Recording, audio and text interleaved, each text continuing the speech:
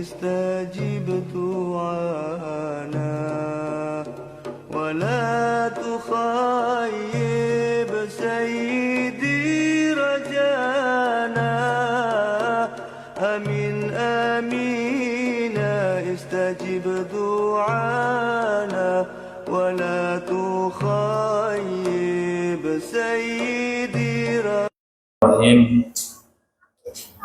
Alhamdulillah nahmaduhu wa nasta'inuhu wa nastaghfiruh wa na'udzu billahi min shururi anfusina wa min sayyiati a'malina may yahdihillahu fala mudilla lahu wa may yudlil fala hadiya lahu.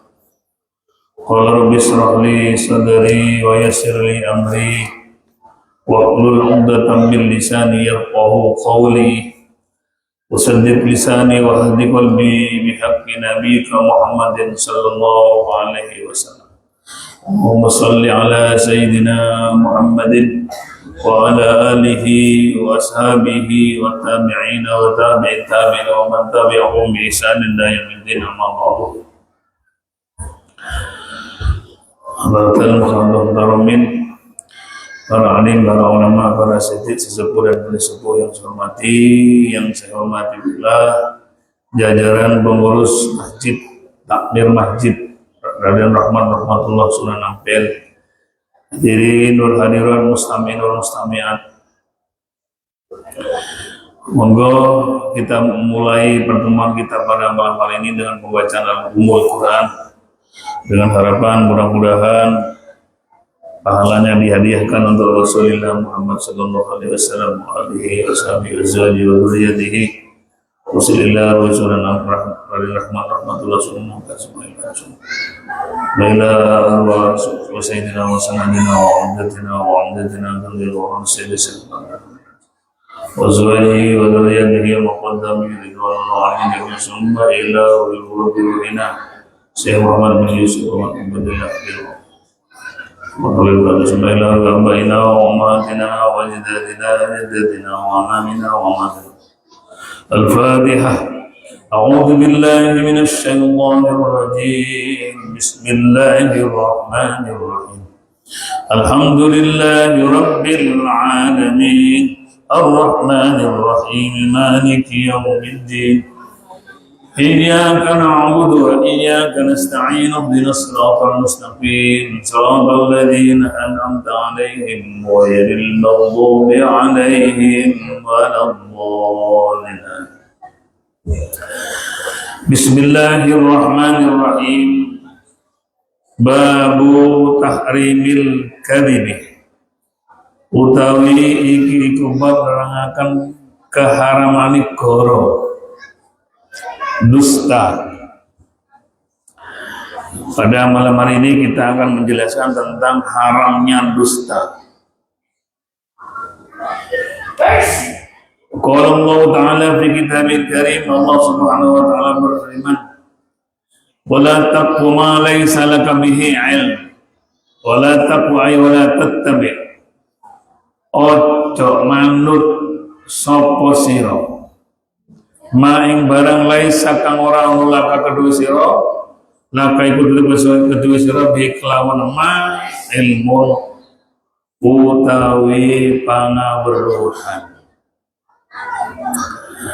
Inna sam'a wal basara wal fuada kullu ulaika kana anhu mas'ula. Anjurannya ayat seperti itu. Janganlah kalian mengikuti, janganlah kamu mengikuti sesuatu yang kamu sendiri tidak mengetahui. Kalau tidak ada kepastian ilmu, kepastian pengetahuan tentang hal itu, kita tidak boleh ikut. Artinya, bila mengikuti akan terjerumus kepada hal yang tidak sebenarnya atau dusta. Kenapa demikian? Karena inna sam'a wal basara wal fuada, bahwa ucapan, lisan, penglihatan dan hati semua nanti akan dipertanyakan di hadapan Allah Subhanahu wa Ta'ala. Oleh karenanya kita punya meripat atau punya lisan, punya pendengar, mesti harus digunakan atau dipakai untuk yang sebenarnya dalam artian yang segaris dengan aturan agama. Kenapa? Karena lisan nanti akan ditanyakan di hadapan Allah, dibuat apa? Lisannya digunakan untuk apa? Pendengarannya, penglihatannya, semua akan ditanyakan satu persatu. Kalau digunakan dengan hal yang nggak benar, lisannya digunakan untuk ngerasani tonggo, kemudian meripatnya dipakai untuk melihat hal-hal yang nggak boleh dan seterusnya, maka nanti akan dituntut di hadapan Allah karena telah menggunakan anggota tubuh kita tidak sesuai dengan ajaran agama. Utamanya di sini adalah bab dusta. Dusta itu adalah menyatakan, mengabarkan, mengucapkan sesuatu yang tidak yang sebenarnya. Mengatakan sesuatu atau mengabarkan sesuatu yang tidak sebenarnya. Apa kadzib itu? Al-ikhbaru, mengabarkan, menceritakan an syai'in, tentang sesuatu, ala khilafil waqi'i, terhadap sesuatu yang tidak sebenarnya. Ngarang-ngarang. Sawa'un bil qawli, sama halnya dengan dusta itu dengan lisan, dengan ucapan, atau bil isyarati, atau dengan isyarat. Walaupun lisannya tak berucap, tapi kadang tangan kita, ketip-ketip meripat kita menandakan bahwa itu menceritakan seakan-akan mengucapkan dengan lisan, tapi dengan isyarat dengan mata itu sudah paham, maka dikatakan juga bisa ngerasani, bisa riba, bisa namanya dusta.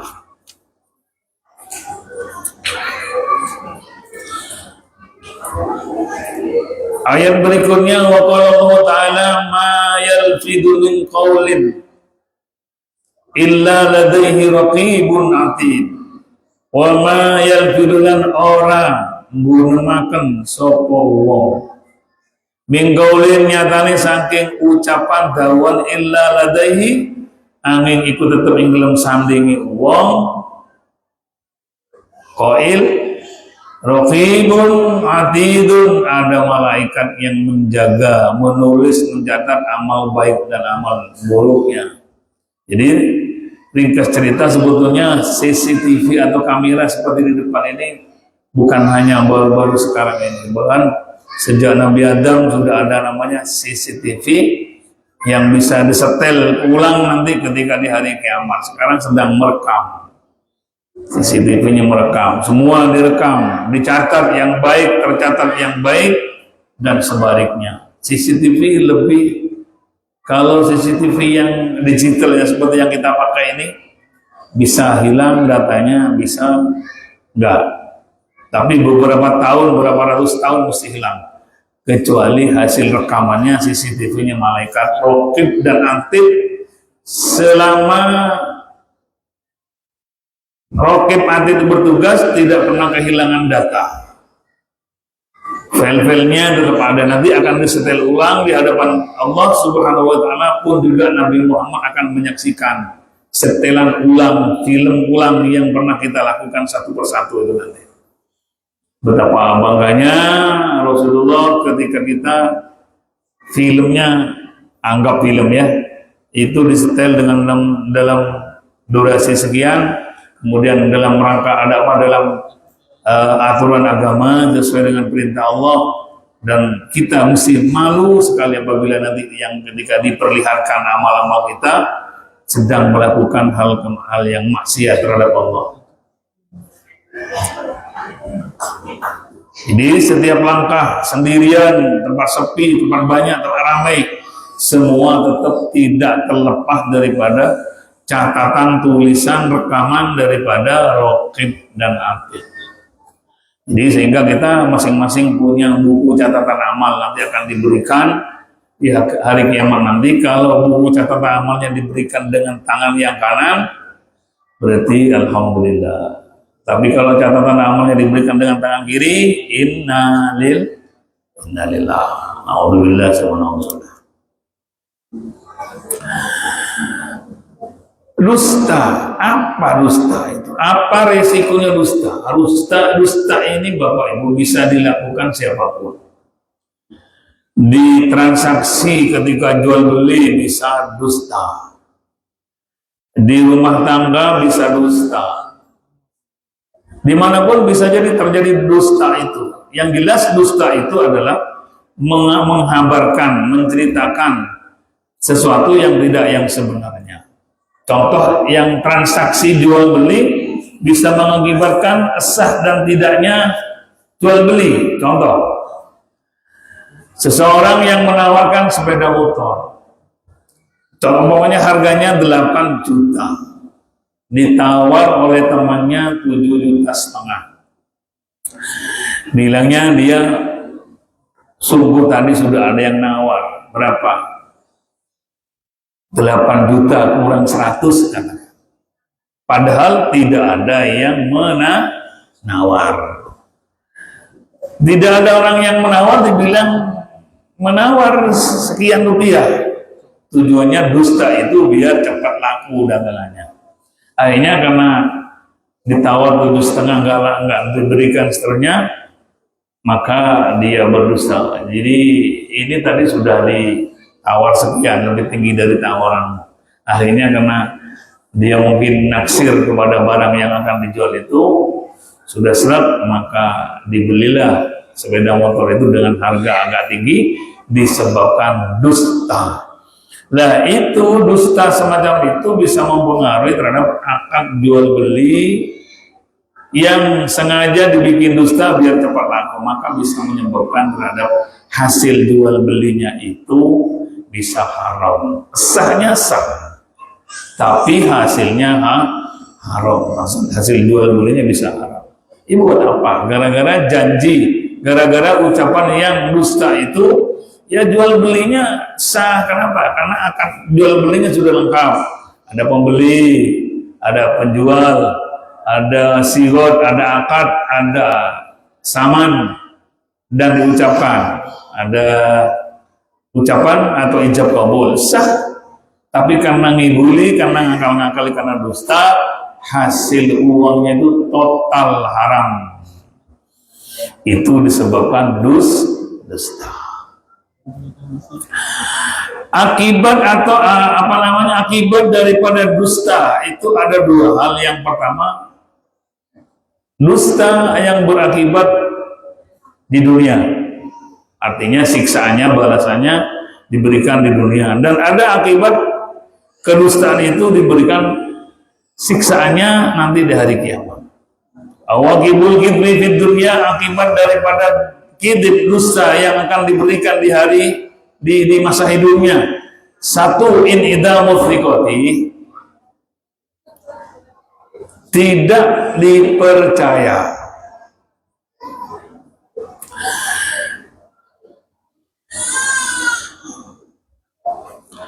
Ada cerita klasik, ada seorang yang dusta di pinggir hutan, tidak ada harimau, tapi dia bilang harimau, harimau, harimau.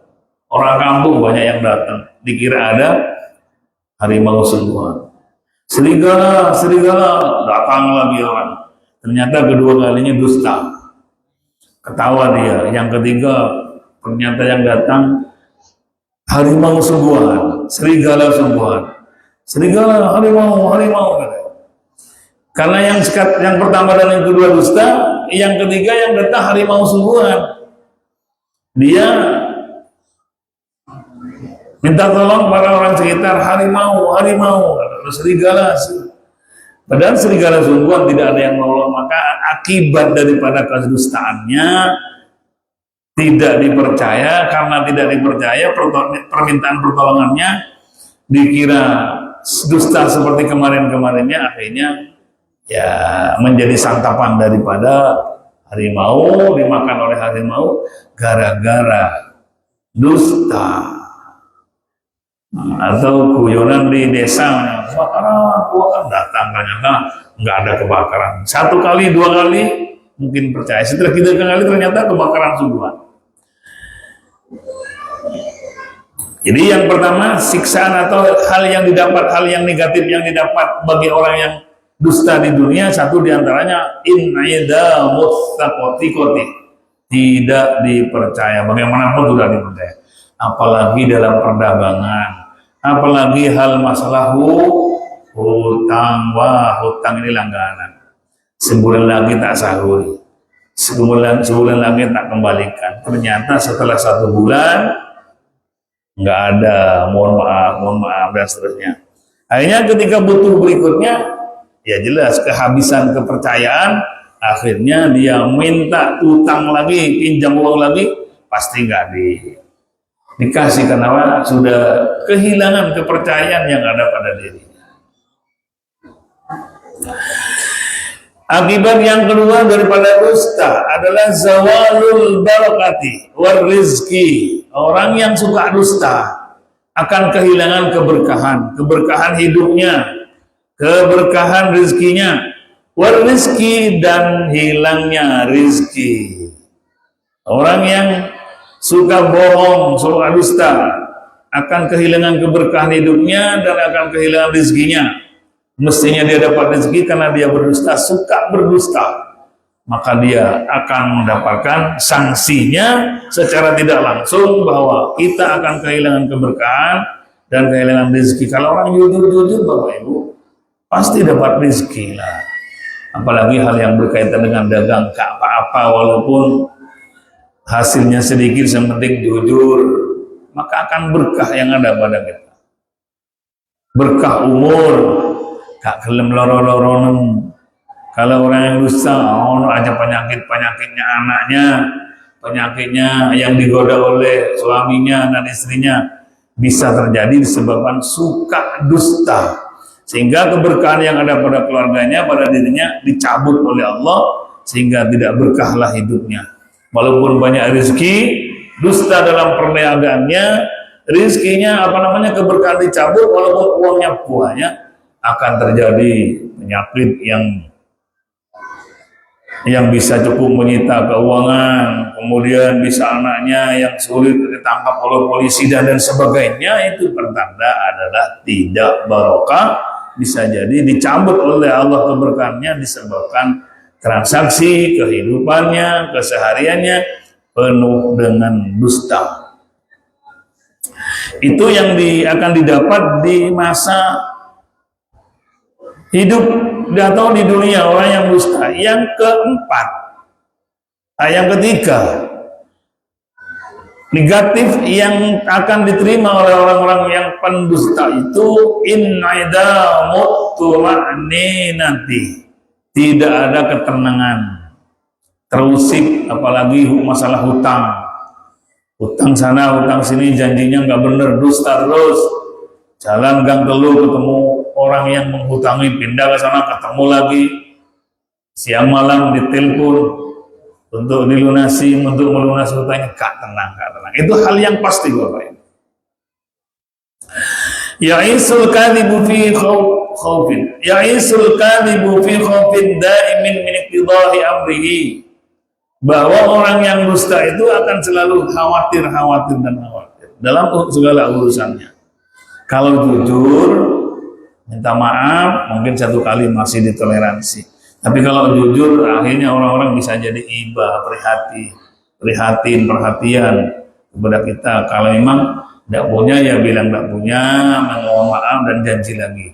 Janji yang tidak benar itu, atau berkata dusta itu kadang-kadang kok coro Surabayana dipaitu gara-gara omongannya yang nggak benar, dusta. Yang keempat, yang akan didapat orang dusta atau pendusta di dunia yang keempat adalah qaswatul qalbi, hatinya keras, sulit menerima ditutur, sulit menerima wasiat wejangan, sulit sekali.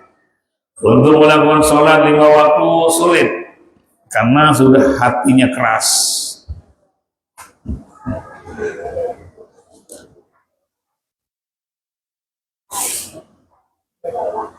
Bahwa al-kadhibu atau al-kidhu yang maradul qalbi, yang maradul atau maradul qalbi wa alias hatinya sakit.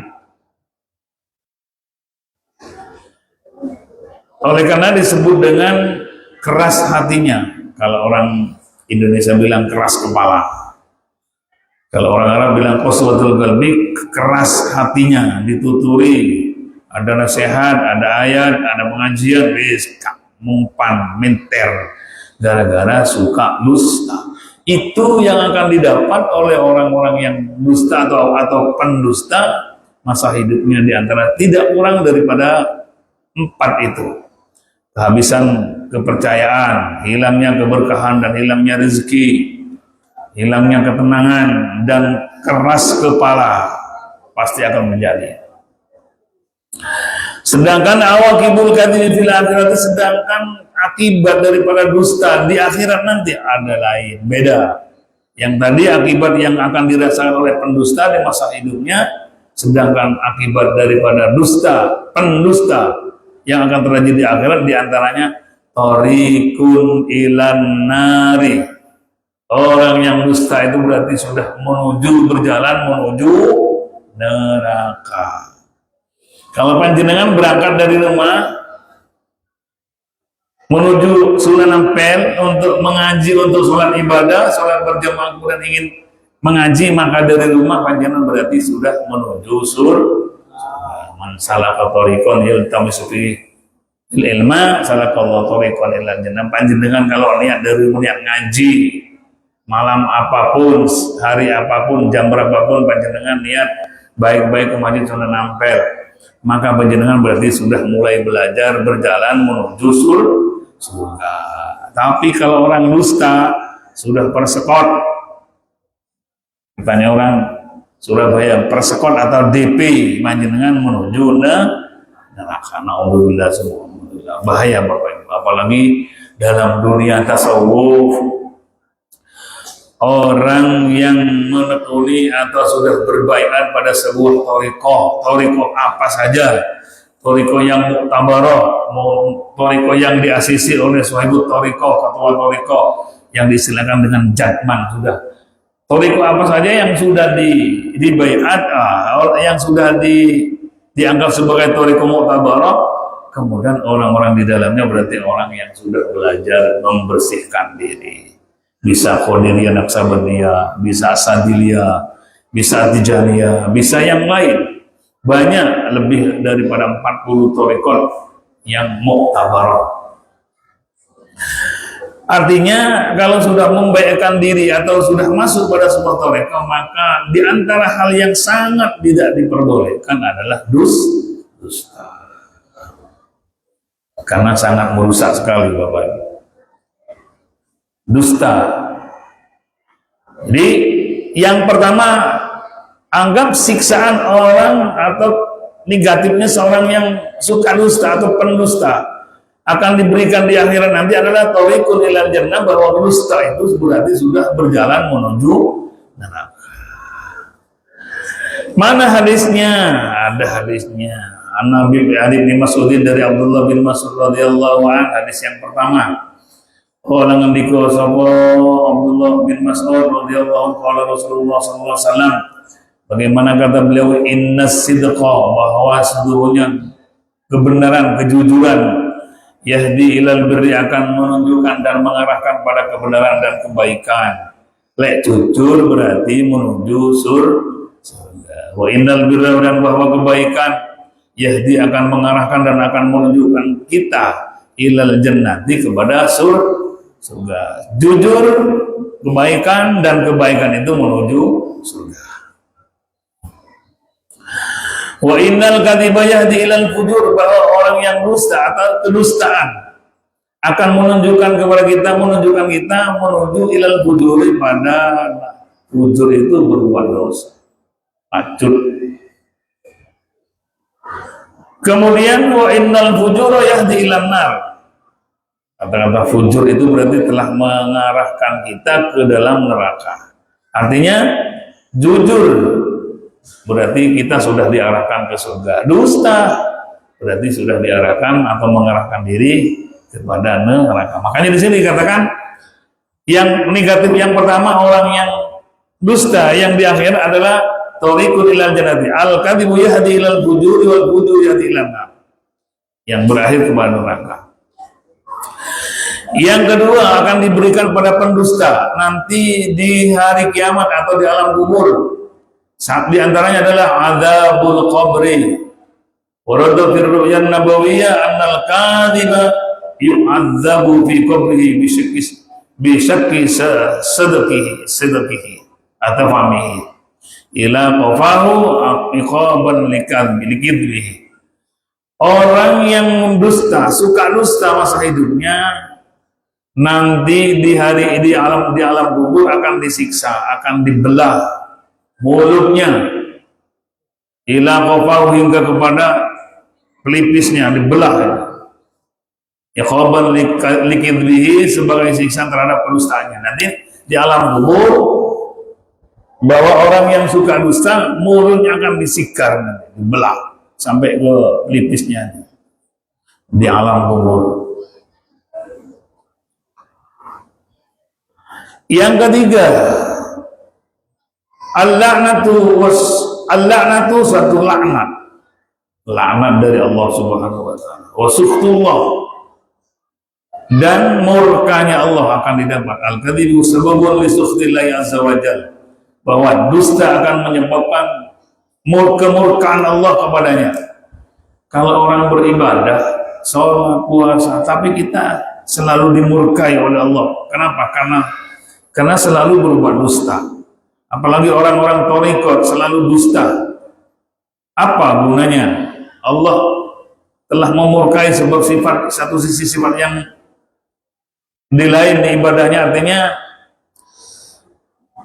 dari sisi dustanya dimurkai oleh Allah, sementara kita baca istighfar, baca sigot-sigot yang dibaca dalam thariqat, maka tidak ada gunanya. Kenapa? Karena Allah dalam murka disebab dusta itu. Dusta, andaikan ada sidik, andai kata menungso di dunia niki jujur semua, maka tidak akan ramai di dunia ini, utamanya di dunia politik. Bapak-bapak kita janji-janji kemudian diberikan sungguhan, berarti jujur akan janjinya, insya Allah Indonesia makmur santosa. Tapi kadang-kadang masih ada hal yang tidak jujur, maka akibatnya akan menimpa kita. Bahkan kita yang tidak ikut jujur akan tertimpa, akan kena musibah itu sendiri. Contohnya musibah yang menerpa di dunia ini pasti disebabkan oleh perilaku hamba-hamba Allah yang tidak sesuai dengan ajaran agama.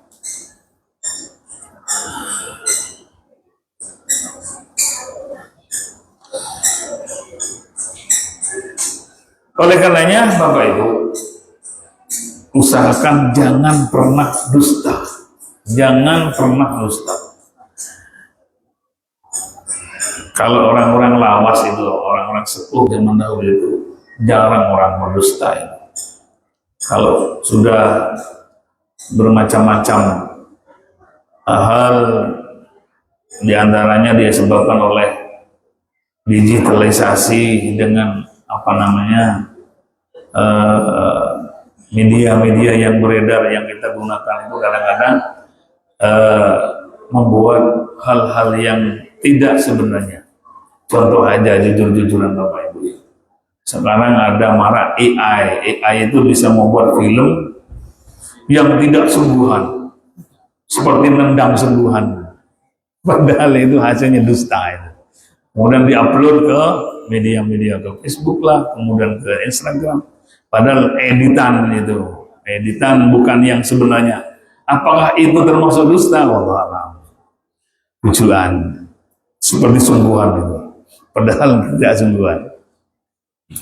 Oleh karenanya teman-teman mahasiswa ini ancaman. Kenapa ancamannya? Karena karya ilmiahnya bisa jadi dusta.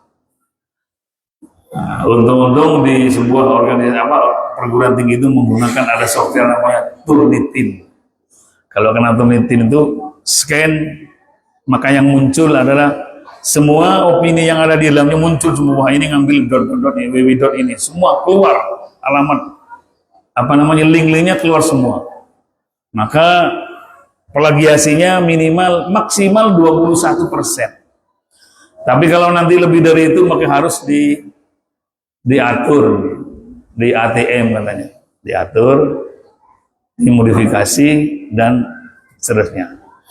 Jadi harus direferensi lagi agar supaya plagiasinya tidak terlalu tinggi. Lah sekarang plagiasi atau tembakan atau dusta dalam sebuah karya ilmiah adalah sebuah kedustaan. Itu sulit dihindarkan. Ya pokok lulus lancar apa? Sementing lancar dalam sidang untuk mendapatkan gelar S1, S2, S3 itu harus melalui sidang yang tentunya dituntut untuk jujur. Dan itu sangat sulit sekali. Apakah itu termasuk dusta yang diancam tadi? Wallahu alam. Jadi kalau dunia perguruan tinggi mesti karya ilmiahnya walaupun ada dosen pembimbing atau promotor doktor dan lain sebagainya itu pasti akan dibimbing sesuai dengan sebenarnya.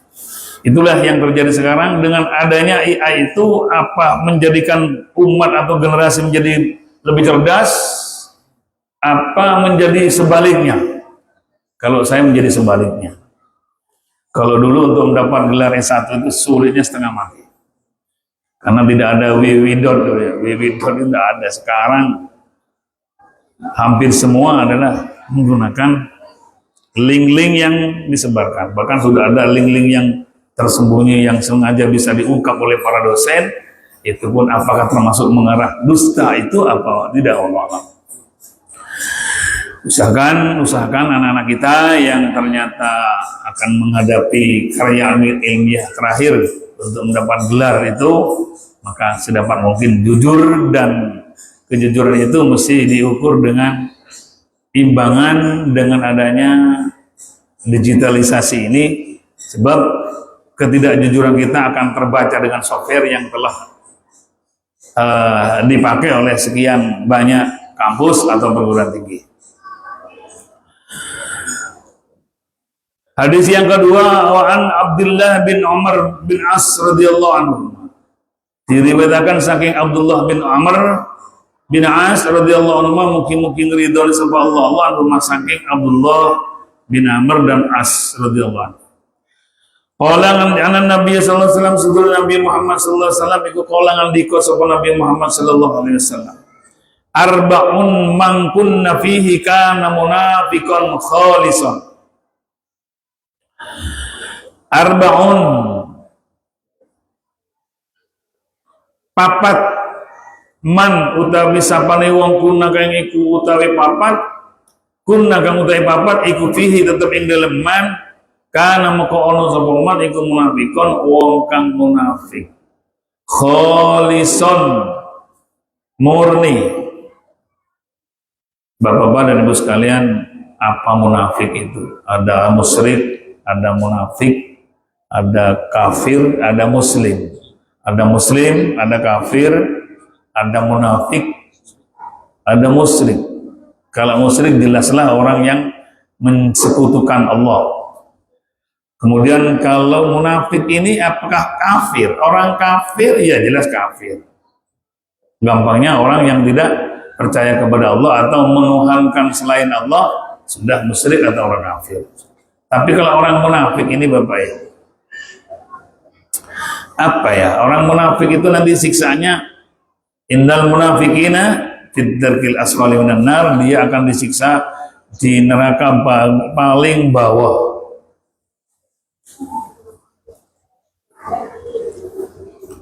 Peristiwa-peristiwa perang dulu pada zaman Nabi itu orang-orang yang tulus dan ikhlas akan hadir dengan setulus-tulusnya karena menegakkan agama. Tapi kadang-kadang di tengah itu sama-sama muslimnya saling menggembosi. Lau sampean dalek mati. Nunggu omah kok sanu anak itu. Boleh sampean gugur mati anak yatim. Itu diantara celotehan orang-orang yang menggoda orang yang akan berangkat perang mengikuti Nabi, membela Nabi, tapi kadang-kadang dihasut, akhirnya tidak sedikit dia kembali. Kenapa? Takut mati dan lain sebagainya. Pada zaman Nabi ada perang yang dihasut oleh seorang sesama muslimnya, menghasut. Jadi munafik itu adalah orang yang masih berstatus muslim tapi dia selalu mengganggu, bahkan kadang mengacau, kadang memprovokasi untuk tidak melakukan hal-hal yang sesuai dengan ajaran agama. Artinya orang yang mau berangkat perang dari rumah aja dipoyoi lah, apa sampai melok perang. Tunggu gini kok pada ngaku. Kok terus sekarang ayo ngopi nang kene ae. Sampeyan kok lek melok perang mati, anai sapa sing ganti rambut.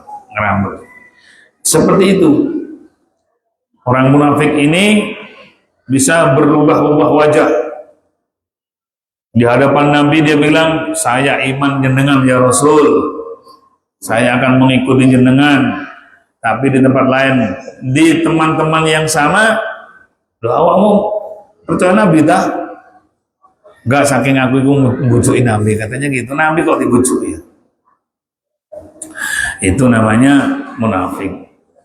Banyak hal yang mendefinisikan munafik.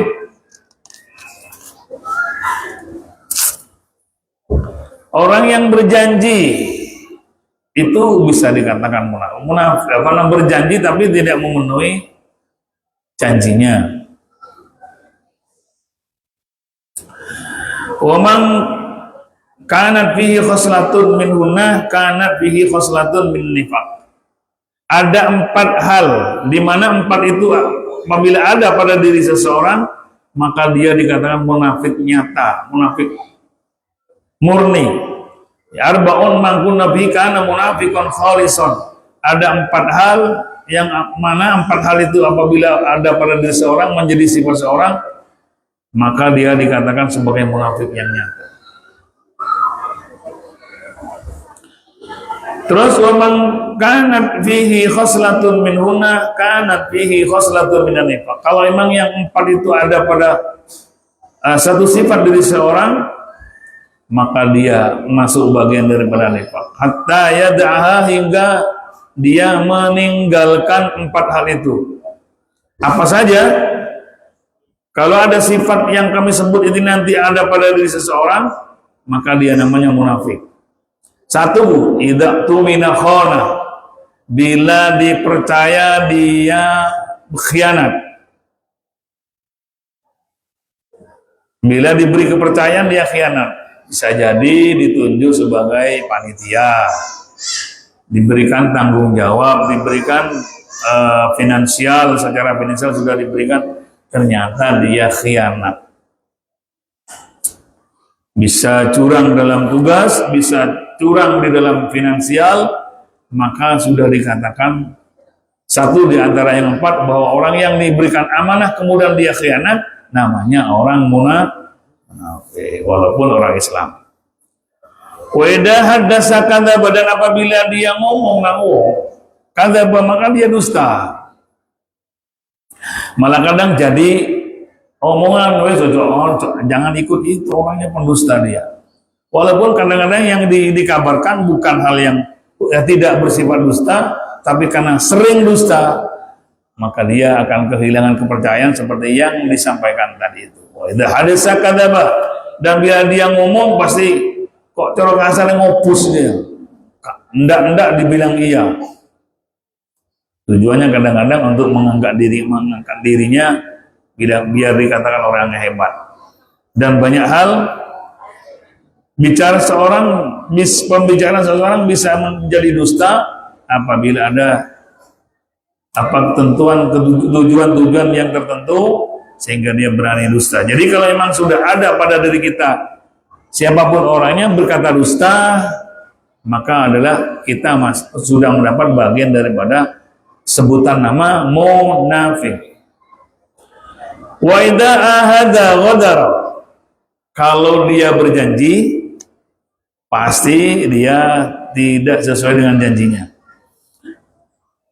Yang banyak terjadi janjian, yang paling banyak terjadi adalah masalah utang, uang, pinjam uang. Pada malah kadang sumpah wallahi bulan depan saya ganti. Ternyata sampai 1 bulan tidak ada kabar, bahkan kadang menjauh. Bapak Ibu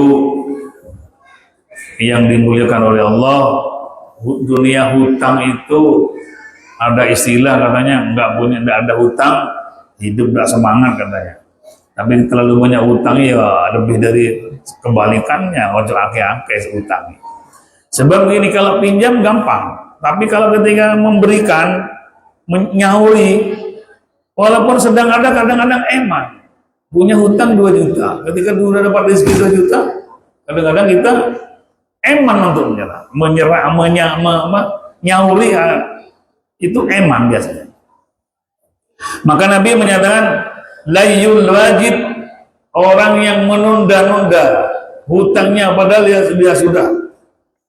dia sudah ada rezeki untuk melunasi, tapi ditunda.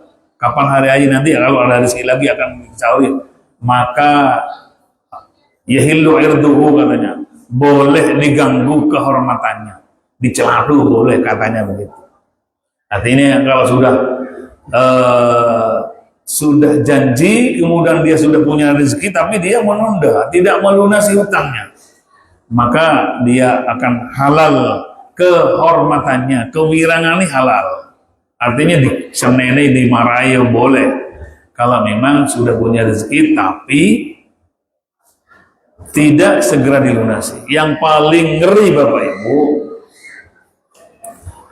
hutang yang sudah jatuh tempo kemudian tidak dilunasi padahal dirinya sudah punya uang dan sampai terbawa mati. Maka Nabi mengatakan, nafsul mu'mini mu'allaqatun bidainihi atau yudhu anhu. Jiwa seseorang sangat bergantung, terkatung-katung, boleh diartikan begitu, terhadap hutangnya. Sampai kapan? Sampai yudhu anhu, sampai dia dilunasi. Bapak Ibu, saya teringat ceramahnya seorang Habib Abu Bakar dari Pasuruan.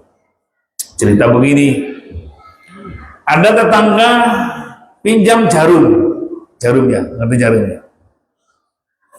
Yang cuma seharga jarum, tapi pinjam. Akhirnya setelah menjahit pakaiannya, selempit nonang sebelah. Kan rumah-rumah orang desa itu kan dari gedek Pak ya, sudah lupa apa namanya, jarum yang dipinjam udah lupa. Singkat cerita, yang pinjam jarum itu meninggal.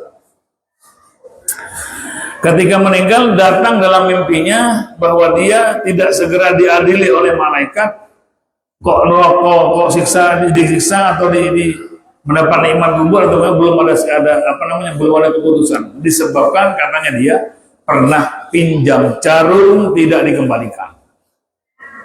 Datang dalam mimpi, saya pada masa hidup saya dulu pernah pinjam jarum sebelah, tapi belum sempat dikembalikan. Tolong ambil jarum itu, kembalikan. Sadar, pagi-paginya dilihat, ternyata jarum yang dipesan itu masih ada, tapi sudah karatan, sudah ngayeng. Akhirnya diambil, ini yang dimaksud oleh almarhumah itu. Karena hanya satu batang, tapi sudah karatan, orang tentunya nggak mau. Kalau sebetulnya diminta keikhlasannya juga bisa, tapi karena pinjam, dia tetap pinjam. Akhirnya dibelikan di toko yang satu lusin tak paksa wadah. Bilang, Mbak, ini orang tua saya pernah pinjam jarum di sini, tapi belum sempat dikembalikan sampai beliau meninggal. Ini tak balik no, yang pinjam satu dikembalikan sawadah. Apa cuman aja. Tapi bagaimanapun dia walaupun sudah ikhlas, tapi yang namanya pinjam tetap pinjam. Sudah dikembalikan, ya mohon maaf dan sebagainya. Dan malam berikutnya keluarga itu bermimpi lagi. Alhamdulillah, terima kasih nak yo. Jarum pinjamanku sudah sampean kembalikan, sekarang saya sudah diadili. Alhamdulillah mendapat jatah nikmat kubur. Gara-gara pinjam jarum gak dibalekno itu, maka tidak segera diadili oleh malaikat yang bertugas. Oleh karenanya berarti benar nafsul mu'mini mu'allaqatun bidainihi, bahwa jiwa seseorang, orang mukmin sangat bergantung terhadap hutangnya. Kalau hutangnya belum dilunasi, akan masalah Bapak Ibu di alam kubur, apalagi di alam akhirat. Hati-hati. Nah, kemudian pernah ditanyakan oleh teman-teman santri, Pak, saya dulu waktu mondok di Pasuruan sama itu, kalau beli bakso sebelum bayar sudah menghilang duluan. Jadi nggak bayar karena ketika ramai dia menyelinap lari. Sering saya lakukan. Terus saya tanyakan orang yang jualan itu sudah nggak ada, entah meninggal atau bagaimana. Terus bagaimana caranya saya mengembalikan? Untuk ruwet Pak. Si dodolan bakso wis hilang. Apa meninggal? Apa dia pindah rumah dan sebagainya? Yang jelas sudah nggak jualan lagi. Bingung katanya apa katanya balik no. Oleh karenanya mesti hati-hati. Ada sebagian ulama yang memperbolehkan, oh diupayakan mau lunasi gak ketemu dan sebagainya, sudah diupayakan cari, saya punya hutang orangnya gak ada, pindah Wonokromo, pindah lagi, akhirnya gak ketemu, nomor teleponnya gak ada, padahal panjangan punya hutang. Ada solusi, diberikan pada fakir miskin niat nyauri, katanya nanti akan dikembalikan di hadapan Allah hutang itu yang karena dicari sudah usaha tidak ketemu, maka jalan satu-satunya katanya bersedekah dengan niat nyauri hutang yang itu. Bapak Ibu yang dimulakan oleh Allah Subhanahu wa taala, kembali hutang. Hutang jangan kita punya hutang kemudian belum dilunasi sebelum meninggal. Harus dilunasi sebelum, baik hutang kepada Allah. Apa hutang kepada Allah? Puasa, sholat. Jangan pernah membawa hutang. Sholat, puasa dibawa mati. Begitu juga hutang pada sesama. Segera dilunasi. Walaupun alhamdulillah ternyata harus jual rumah. Yang penting lunas. Jangan sampai eman jual rumah, hutangnya masih ada, tapi juallah rumah dulu untuk melunasi. Tapi mudah-mudahan tidak sampai jual rumah, usaha-usaha dan usaha akan melunasi hutang-hutang. Sehingga nanti di hadapan Allah kita tidak terkendala dengan adanya hutang. Walaupun hutang itu sebagai semboyan, nggak ada hutang katanya nggak semangat hidup. Ya kan terlalu banyak, terlalu semangat Pak. Kakek hutang sampai ke Malaysia, sampai ke luar negeri, kadang-kadang pulangnya juga belum melunasi. Oleh karenanya jangan terlalu banyak menuntut hidup lebih dari sekedar kemampuannya. Kalau memang harus hutang. Bapak Ibu yang dimuliakan Allah Subhanahu wa taala, yang terakhir mudah-mudahan Allah Subhanahu wa taala memberikan berkah rezeki kepada kita sehingga tidak usah hutang. Mudah-mudahan yang punya hutang segera dilunasi dengan rezeki yang diberikan oleh Allah, kita bisa melunasi. Jangan hutang lagi kalau sudah lunas. Mudah-mudahan kita diberikan kesehatan sehingga kita bisa beribadah lebih maksimal, mencari rezeki lebih maksimal, memberikan pendidikan kepada anak untuk menggunakan rezeki sehingga anak-anak kita bisa mengenyam pendidikan yang layak untuk menghadapi kehidupan yang nyata ke depannya. Amin Allahumma amin. Dan semoga kita mati dalam badan husnul khotimah. Amin Allahumma amin. Al-Fatihah. Alhamdulillahirabbil alamin. Sekian, assalamualaikum warahmatullahi wabarakatuh.